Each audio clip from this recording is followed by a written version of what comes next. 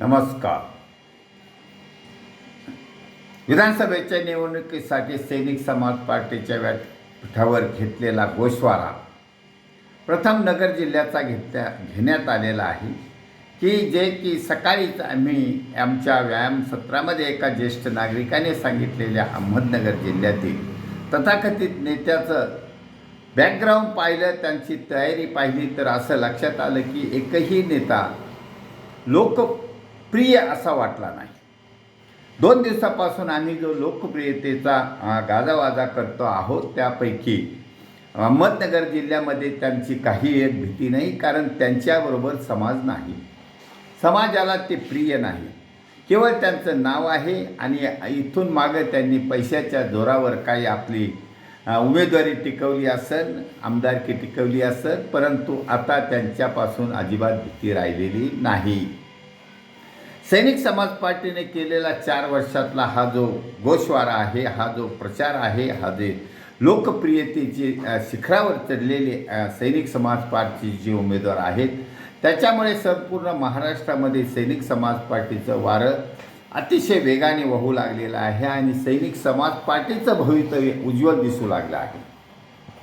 आता मी उल्लेख याच्यासाठी केला की जे आता 2 दिवसापासून फडणवीस आणि अनिल देशमुख यांच्या एकमेकावरच्या आरोपाची जुगलबंदी चालू आहे. पेपरमध्ये आहे, टी व्हीमध्ये आहे, सोशल मीडियावर येत आहे.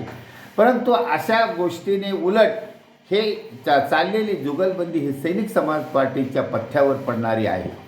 सैनिक समाज पार्टी या जुगलबंदीतून बेनिफिट घेणार आहे, फायदा उचलणार आहे आणि तो मिळणार आहे. कारण आम समाजाच्या नापसंतीच्या लोकांची जुगलबंदी ही केवळ पेपरवाल्यांना TRP म्हणून वापरण्यात येते, परंतु लोकप्रियतेच्या त्या अजिबात ते टच पण होत नाहीत. त्यामुळे सैनिक समाज पार्टीचं चाललेलं हे वातावरण, सैनिक समाज पार्टीचं चाललेला हा प्रचार एकदम शिगेला पोहोचला आहे आणि सैनिक समाज पार्टी या विधानसभेच्या निवडणुकीमध्ये निश्चित यश प्राप्त करणार आहे असं वातावरण निर्माण झालं आहे.